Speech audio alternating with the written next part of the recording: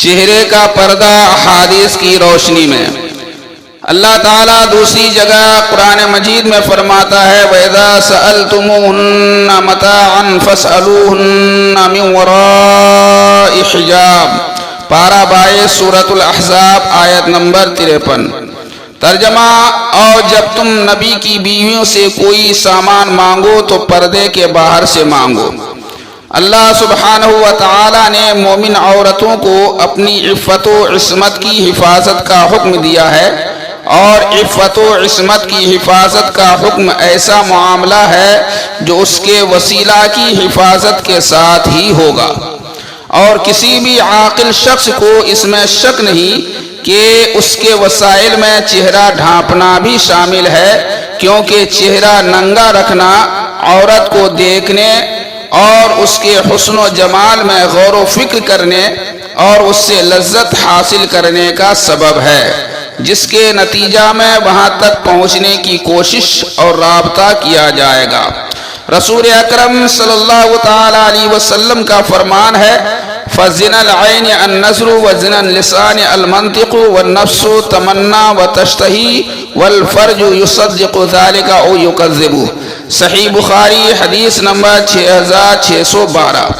ترجمہ: پس آنکھ کا زنا غیر محرم کو دیکھنا ہے، زبان کا زنا غیر محرم سے گفتگو کرنا ہے، دل کا زنا خواہش اور شہوت ہے، اور شرمگاہ اس کی تصدیق کر دیتی ہے یا اسے جھٹلا دیتی ہے۔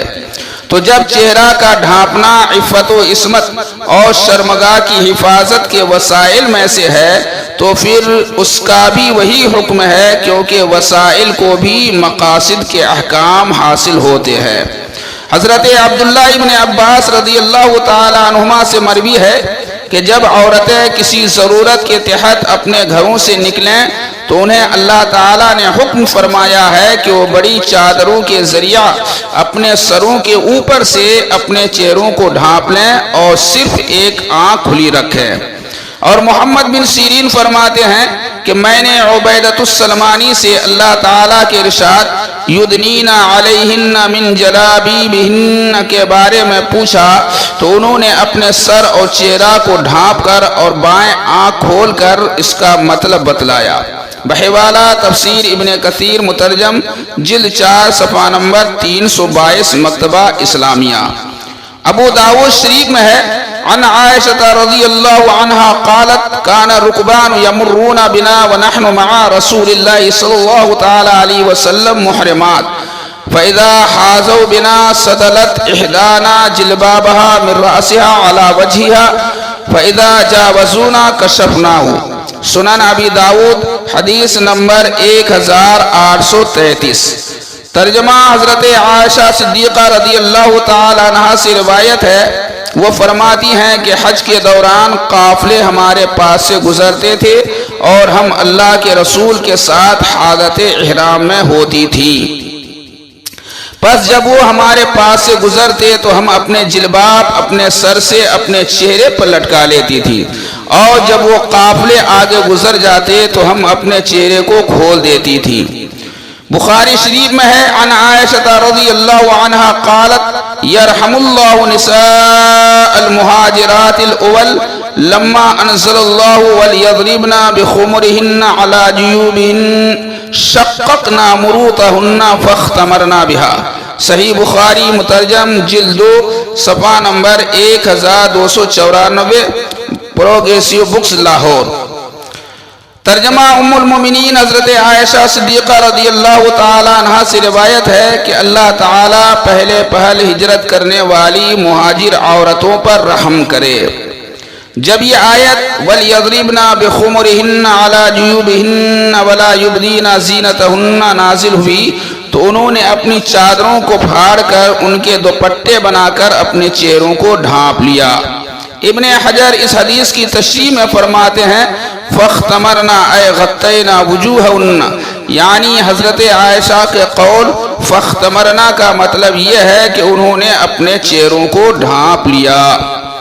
ام المومنین حضرت عائشہ صدیقہ رضی اللہ تعالی عنہا قصۃ الافک والی روایت میں حضرت صفوان کے بارے میں بیان فرماتی ہیں وَكَانَ رَآنِي قَبْلَ الْحِجَابِ فَاسْتَيْقَظْتُ بِاسْتِرْجَاعِهِ حِينَ عَرَفَنِي فَخَمَّرْتُ وَجْهِي بِجِلْبَابِي۔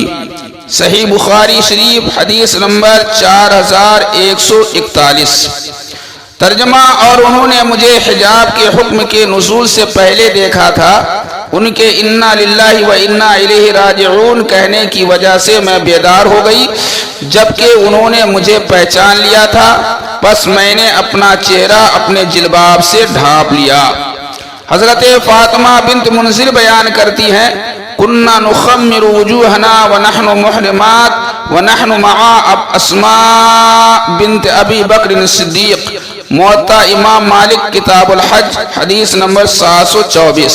ام المومنین حضرت عائشہ صدیقہ رضی اللہ تعالی عنہا سے مروی ہے، ان افلح اخا ابی العقیس جاء یستاذن علیہا وهو عمها من الرضاعة بعد أن نزل الحجاب فأبيت أن آذن له، فلما جاء رسول الله صلى الله تعالى عليه وسلم أخبرته بالذي صنعت فأمرني أن آذن له۔ صحیح بخاری حدیث نمبر 5103۔ ترجمہ: حضرت عائشہ صدیقہ رضی اللہ تعالی عنہ اپنے رضائی چچا افلح کے بارے میں بیان کرتی ہیں، جو کہ ابو عقیس کے بھائی تھے، کہ انہوں نے مجھ سے حجاب کی آیت نازل ہونے کے بعد گھر میں داخل ہونے کی اجازت مانگی تو میں نے انہیں اجازت دینے سے انکار کر دیا۔ جب رسول اللہ صلی اللہ تعالی علیہ وسلم تشریف لائے اور میں نے آپ کو اس واقعہ کی خبر دی تو آپ نے مجھے حکم دیا کہ میں افلاح کو گھر میں داخل ہونے کی اجازت دوں۔ حافظ ابن حجر اس حدیث کی تشریح میں بیان کرتے ہیں، وَفِيهِ وُجُوبُ احتجاب المرأة من الرجال الاجانب، یعنی یہ حدیث اس بات کی دلیل ہے کہ عورتوں کا اجنبی مردوں سے پردہ کرنا واجب ہے۔ جب خیر القرون میں امہات المومنین رضی اللہ تعالی عنہ جیسی پاکیزہ و مقدس ہستیوں کو یہ حکم ہوا اور انہوں نے اس کا اہتمام بھی کیا، تو 15ویں صدی کے اس شر و فتنہ کے دور اور مادر پیدر آزاد ماحول کے آزاد خیال مردوں سے عورتوں کو چہرہ کے پردہ کا حکم کیوں کرنا ہوگا؟ صحابہ کرام رضی اللہ تعالی عنہم نے آیت حجاب کی تفسیر میں چہرہ چھپانے اور صرف ایک یا دونوں آنکھیں کھلی رکھنے کی اجازت نقل فرمائی ہے۔ ان سب نصوص سے معلوم ہوا کہ چہرے کا پردہ اصل میں قرآن و حدیث ہی سے ثابت ہے۔ واللہ تعالی عالم بالصواب۔ فقیر قادری ذوالفقار احمد رضوی علیمی کٹیہاری، خادم التدریس والافتاء جامعہ تحسینیہ ضیاء العلوم نورانی مرکز، کانکر ٹولہ، پرانا شہر، بریلی شریف، بتاریخ 13 صفر المظفر سن 1446 ہجری۔